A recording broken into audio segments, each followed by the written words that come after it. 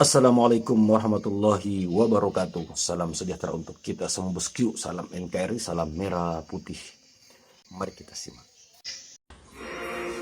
Prabowo itu arogan, dia temperamental, dan dia adalah penculik. Begitulah faktanya. Ini kata bapaknya nih, Sumitro Joyo Hadikusumo. Bapaknya yang ngomong, bukan kata gue.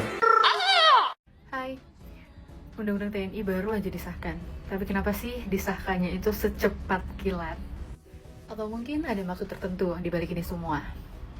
Atau mungkin kita udah rela kembali ke zaman Orde Baru, di mana militer mengontrol segala hal, termasuk politik dan kebijakan negara. Jadi di dalam undang-undang tersebut ada beberapa pasal yang kontroversial, yang dimana TNI memberi kewenangan lebih dalam penegakan hukum dan urusan sipil, yang dimana militer bisa ikut campur dalam kehidupan sehari-hari dan bahkan dalam urusan politik. Nah, di pasal 7 ayat 2 dan pasal 7B yang memungkinkan TNI terlibat dalam urusan politik dan kebijakan negara. Ini bukan soal sekedar pertahanan negara, tapi soal penguatan kekuasaan militer yang bisa mengancam kebebasan kita sebagai rakyat. Tapi apa sih yang lebih penting saat ini? Nah, yang terpenting saat ini adalah menuntut pengembalian aset negara yang dirampok oleh para pejabat korup. Undang-undang perampasan aset koruptor jauh lebih mendesak dan jauh lebih urgent. Karena uang rakyat yang dicuri seharusnya dikembalikan untuk pembangunan pendidikan dan kesehatan. Nah, itu yang lebih urgent dan lebih penting untuk saat ini di Indonesia. Yang kita butuhkan adalah undang-undang yang memprioritaskan rakyat, pemberantasan korupsi, dan pengembalian kekayaan negara untuk mensejahterakan rakyat bersama. Nah, jangan sampai militer kembali mengatur dan mengorbankan rakyat hanya untuk kepentingan tertentu. Seperti pengalaman Orba yang menyatakan betapa berbahayanya militer yang dominan ke dalam politik, hingga mengarah pada otokrasi. Nah, nggak perlu hidup di zaman reformasi untuk paham apa yang terjadi. Semua sejarah sekarang bisa diakses melalui jurnal, buku, undang-undang, bahkan internet, yang memberikan ruang buat mencari tahu apa yang terjadi pada saat reformasi. Pengumuman resmi atau naskah-naskah yang beredar yang mungkin resmi itu kecenderungan ke arah kembali difungsi tidak ada lagi, ya. Saya dilihat isinya, saya sudah baca semua isinya tidak ada, malah penguatan terhadap konsep yang sudah lama ada.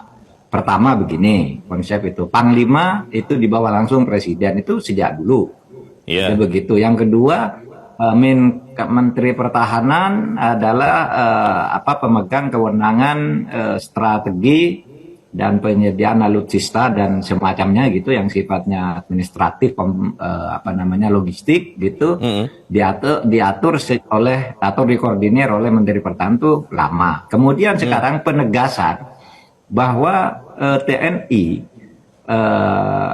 anggota TNI yang aktif di jabatan sipil itu harus mengundurkan diri atau minta pensiun, kecuali di dalam 16 yang sudah disebutkan, karena memang ada permintaan atau ada irisan tugas-tugas ke pertahanan gitu. Nah, dari situ menurut saya tidak ada yang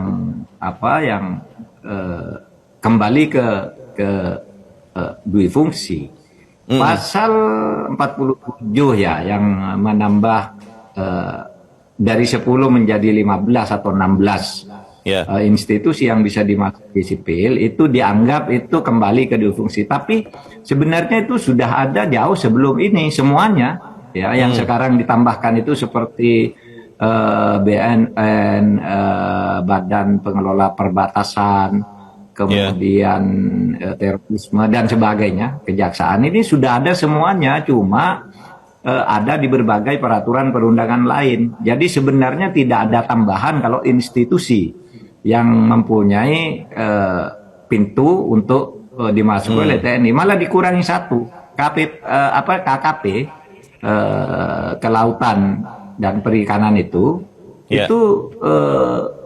juga sekarang malah dicabut dari yang selama ini sudah ada dan pernah ada gitu. Bang Firdaus, abang tuh punya apa aja sih? Gue punya gunung, Pak. Gue punya gunung, Pak. Serius, di dekat Jakarta, gue punya gunung. Boleh disurvei bareng-bareng, ada gunung gue. Ayo bareng sekarang kita survei. Gue juga punya gunung. Cuma itu emang privacy ya. Kalau lu tahu gunung berapa ribu hektar ya kan? Atas nama gue, Pak, gunung. Padahal kan sebenarnya gunung tidak memiliki kepemilikan gak sih? Gunung di mana nih kira-kira? Kan gunung kan itu kan gunung asli, gunung di Parung. Parung Panjang. Oke. Jadi di sana nih saya baca ada Gunung Sindur, Gunung Kapur sama Gunung Rumpin. Iya, gunung gua. Nah, yang mana tuh? Yang lagi gue proses. Iya, baru dibikin. Ya lagi diproses sama gue, karena urusannya dengan PTPN kan. Berapa hari Roro jonggrang langsung dibangun tuh gunung? PTPN gue suruh mundur, karena dia nggak ada surat.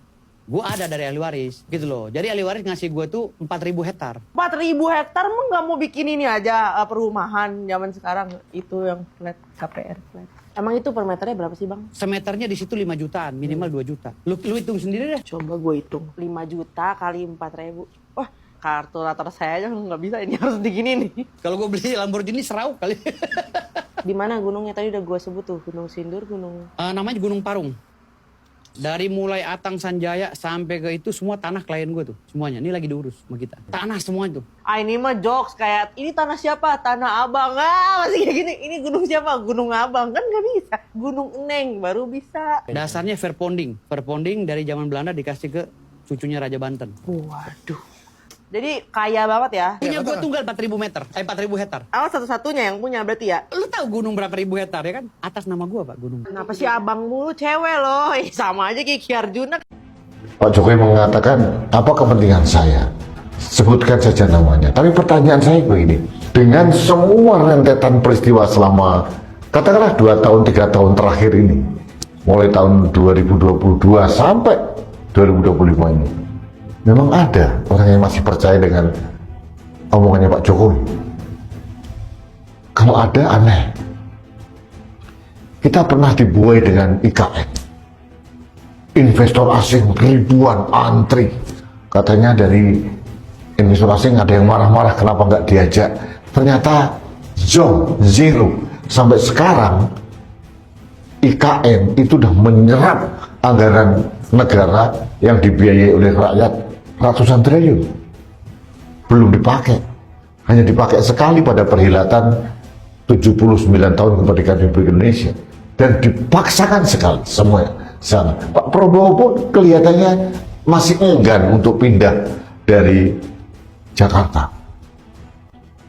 Karena IKN yang undang-undangnya dibuat dipaksakan harus selesai sekejap dan DPR tidak bisa menolak, hanya mangguk aja, manut saja, angguk udah kayak dihipnotis oleh Pak Jokowi.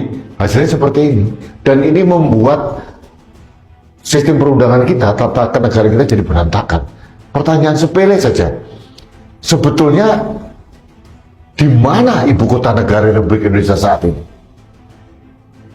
Sudah ada undang-undang tentang IKN, sudah ada undang-undang tentang daerah khusus Jakarta. Jakarta dianggap bukan lagi sebagai ibu kota negara, tapi kota global.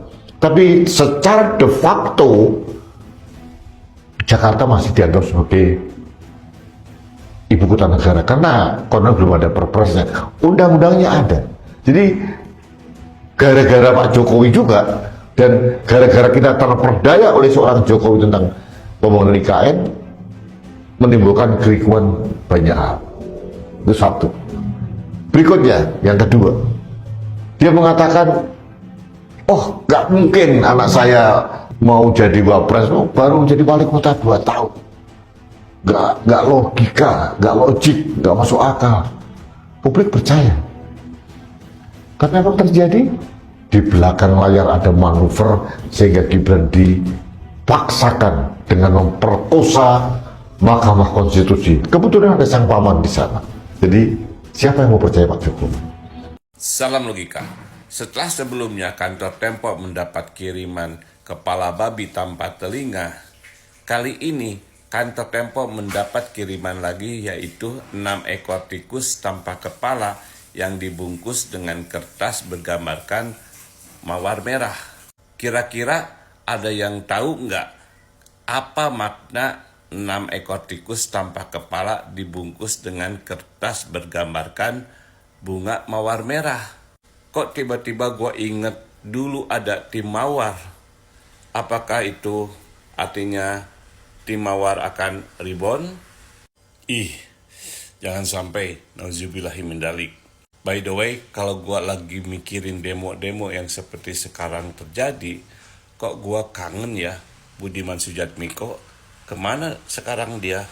Sudah terlalu ademkah dalam belayan si Mawar Merah? Kalian di kolom komentar. Assalamualaikum warahmatullahi wabarakatuh.